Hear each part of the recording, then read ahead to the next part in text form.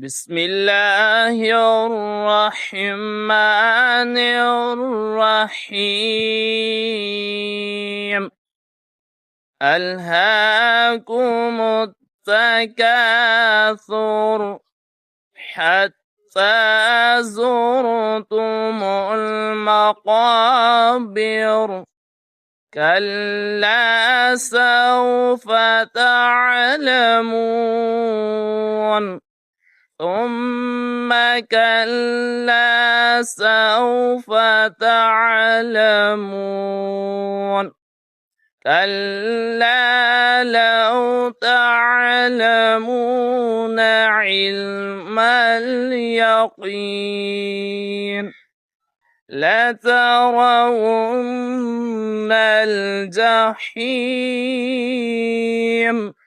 ثم لتسألن يومئذ عن النعيم.